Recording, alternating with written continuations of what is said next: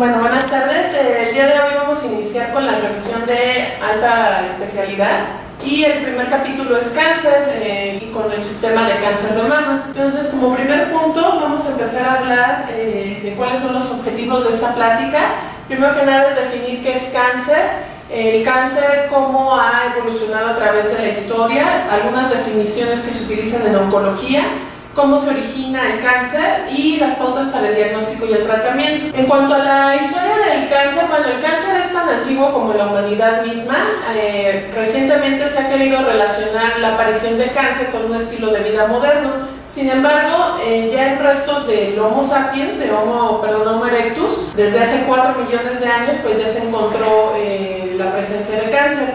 Posteriormente, a través de la historia y de los hallazgos arqueológicos, se ha visto que en momias egipcias y peruanas que datan de 3.000 años antes de Cristo, ya también hay alguna evidencia de que existió cáncer, y en los textos más antiguos de medicina, que son el papiro de Evers y de Edwin Smith, que datan de 1600 años antes de Cristo, ya se hace evidencia de incluso tratamientos contra el cáncer. Sin embargo, no es hasta la época griega, con Hipócrates, el padre de la medicina, que ya nos define o nos da el término cáncer, que viene de la palabra griega precisamente carquinos, que significa cangrejo, y probablemente haciendo referencia a la imagen del cáncer de mama. Posteriormente, ya para el año 250 a.C., en China, en los textos chinos ya se habla de tratamiento incluso para cáncer de mama, y en la civilización romana, en el año 50 a.C., pues algunos métodos para extirpación y cauterización de algunos tipos de cánceres. Galeno, en el siglo II ya después de Cristo, pues ya da las primeras definiciones de cáncer como tal, apoyándose en la teoría humoral de Hipócrates. Y bueno, ya para el Renacimiento, con Leonardo da Vinci, bueno, con la realización de autopsias, pues ya se hacen descripciones anatómicas más precisas de esta enfermedad. Para el año más o menos de 1610, se hace un descubrimiento que marca el cambio en la historia, pues, de la medicina y para el cáncer, que es el descubrimiento del microscopio. Y Robert Hooke, pues, es el que da el término de células cuando visualiza un pedazo de corcho en microscopio y ve esta apariencia como de celdas. Y bueno, las células, posteriormente Rudolf Virchow nos habla del término célula, proviene de célula, este término en latín, que finalmente es el origen del cáncer, a partir de las mismas células. Ya para el siglo XVIII el cáncer ya se define como una enfermedad potente y mortal, y para el siglo XIX pues empiezan a hacer la mayor parte de los descubrimientos en cuanto al origen y la evolución del tratamiento. Así ya se define que el cáncer está formado por células, ya se habla de algunos agentes capaces de originar cáncer, con los descubrimientos de Marie Curie, que la radioactividad, pues, para el tratamiento del cáncer son los inicios de la radioterapia, y se da por primera vez esta relación, o se investiga esta relación entre tabaco y cáncer. Y es en el siglo XX, pues, que marca también otros avances, tanto en el conocimiento como en el tratamiento del cáncer, cuando en 1953 pues, se hace el descubrimiento del ADN por Watson y Crick, y en 1980 se inicia el proyecto del genoma humano. Algunos personajes célebres que han padecido cáncer a lo largo de la historia, bueno, es la monarca María Tudor, la monarca inglesa, que padeció cáncer de ovario. Napoleón Bonaparte, que si bien se ha dicho que murió envenenado, pues se descubrió posteriormente que padeció cáncer gástrico. Evita Perón, pues, padeció cáncer cervicouterino. Bob Marley, melanoma. Mary Shelley, la escritora de Frankenstein, pues padeció de un tumor cerebral. Diego Rivera falleció de cáncer pulmonar. John Wayne padeció cáncer gástrico y cáncer pulmonar. Jackie Kennedy, pues, tuvo linfoma, y Cantinflas, pues, tuvo también cáncer pulmonar. Entonces, en cuanto a la situación del cáncer en el mundo, la aparición de casos nuevos, pues, va a variar de acuerdo a la edad, al género, al país o a la región en que se esté estudiando. Sin embargo, pues, para el año 2000 la OMS detectó más de 19 millones de casos nuevos en el mundo y aproximadamente 12 millones de muertes secundarias a cáncer. Y estimó que entre el 2005 y el 2015 morirían aproximadamente 84 millones de personas por cáncer. En México, pues las bases de datos con que contamos para el registro de cáncer, pues es el registro histopatológico de neoplasias, el Globocan, que depende directamente de la OMS, y el Sistema Nacional de Información en Salud. Ahora, algunas definiciones importantes, pues primero que nada es la definición del cáncer como tal. Este término incluye a cientos de enfermedades y se refiere a la presencia de células anormales que se dividen sin control y que tienen la capacidad de invadir otros tejidos. El cáncer va a tomar el nombre del órgano de donde se origina o bien de las células que le dan origen. Así tenemos que el cáncer que se origina de las células que cubren las superficies internas o externas del cuerpo, por ejemplo en el caso de la piel, el carcinoma epidermoide, del término epidermis, bueno, carcinoma por esta superficie externa, o bien los cánceres que cubren la superficie interna de las vísceras, por ejemplo el estómago, el adenocarcinoma de estómago. El sarcoma se refiere al cáncer que se origina de las células que forman los tejidos del sostén del cuerpo, por ejemplo hueso, cartílago, grasa, músculo o vasos sanguíneos. Leucemia se refiere al cáncer que se origina de las células inmaduras que van a tener su origen en la médula ósea. Y linfoma se refiere al cáncer que se origina de las células a partir de ganglios linfáticos y tejidos del sistema inmunitario. Entonces se le va a dar el prefijo de donde se origina el cáncer. Por ejemplo, cuando se origina de una glándula, se le da el prefijo adeno. Al ser un cáncer que se origina de células que cubren por ejemplo, el interior de una víscera, pues ahí el término adenocarcinoma.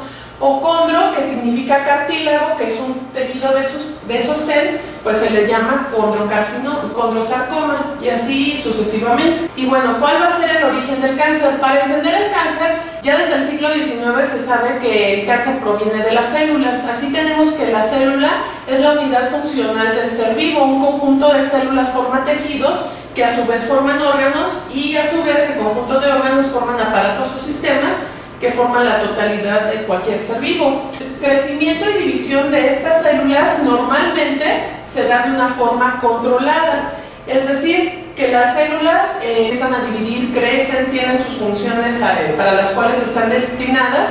Cuando viene la etapa de envejecimiento o cuando hay un daño celular, estas células ya están programadas para morir y ser reemplazadas por otras. Así, en los tejidos normales va a existir un balance entre el crecimiento de nuevas células y la muerte de células viejas, conservándose así pues el número normal de células. Cuando se pierde este balance es cuando se origina el cáncer, y este balance se puede perder por un crecimiento excesivo de células o bien que se pierda la apoptosis, es decir, esta muerte celular programada, que es a lo que se refiere el término apoptosis. Ahora bien, los tumores se forman a partir de células que aumentan su número, y estas células pues tienen esta capacidad precisamente para dividirse sin control. Estas células, al estar creciendo, pues van a alterar la estructura normal del tejido que las rodea, y así originan un tumor. No todos los cánceres forman tumor. Por ejemplo, la leucemia pues es un aumento del número de células inmaduras en la sangre. Perdón, el término tumor proviene de la palabra griega onkos, que significa precisamente esto, y oncología se refiere al estudio de los tumores. Ahora bien, ¿cómo una vez que crecen desproporcionadamente y descontroladamente estas células, pues van a tener la capacidad de diseminarse? Así, esta diseminación va a ocurrir por dos mecanismos principales. Uno, la invasión directa, es decir, ya que empiezan a crecer, van a invadir los tejidos que están alrededor de estas células tumorales o cancerígenas, y pueden penetrar y migrar localmente. Una vez que esta diseminación alcanza los vasos sanguíneos o los vasos linfáticos, se meten al torrente sanguíneo y tienen la capacidad de dar metástasis, es decir, la invasión a órganos a distancia. Bueno, ¿qué sucede a nivel microscópico? El cáncer se caracteriza no solo por un crecimiento descontrolado, sino que las células son anormales, es decir, pierden sus características microscópicas normales.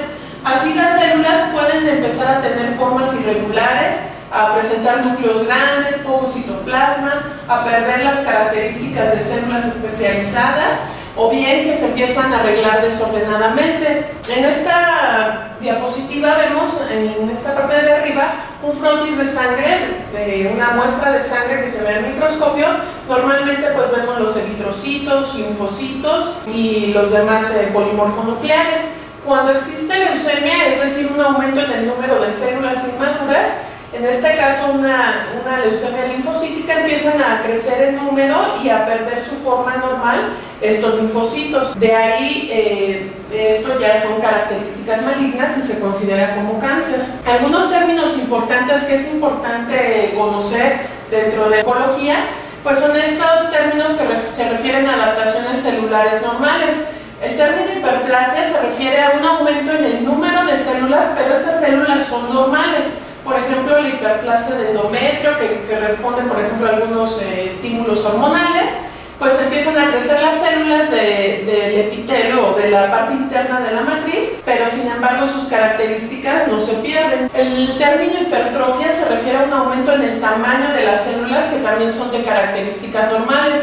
Por ejemplo, la hipertrofia en el corazón, cuando un paciente tiene hipertensión de largo tiempo, pues el corazón tiene que hacer gran esfuerzo para expulsar la sangre al resto del cuerpo, y pues este esfuerzo que hace se traduce como un aumento en el tamaño de las células del corazón. En metaplasia se refiere cuando hay una sustitución de una célula por otra célula bien diferenciada. El ejemplo más común es la metaplasia en el esófago o esófago de Barrett, y esto se refiere a que debido a un estímulo externo irritativo constante que es el ácido clorhídrico del estómago en el esófago, por ejemplo en los pacientes que tienen hernia hiatal, el esófago, que normalmente el epitelio que lo cubre por dentro, pues son células aplanadas, bien diferenciadas, bien organizadas.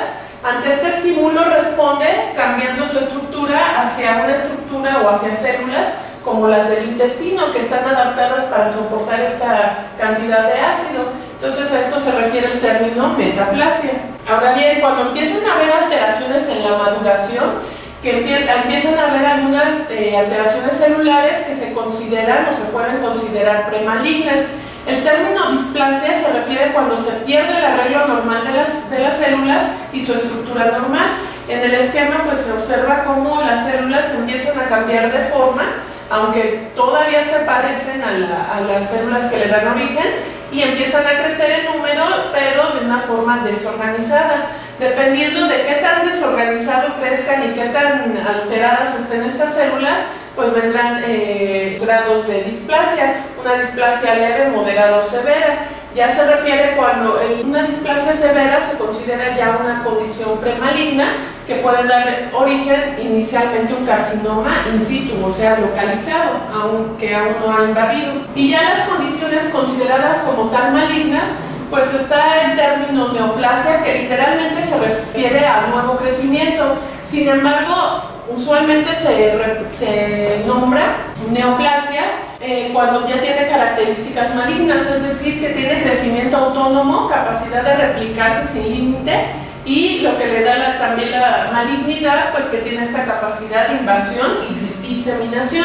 Y el término anaplasia es cuando estas células se ven al microscopio, pues son células nuevas, neoplásicas, pero son indiferenciadas, totalmente desorganizadas y desproporcionadas, que no se parecen en nada a las células del tejido que le está dando origen.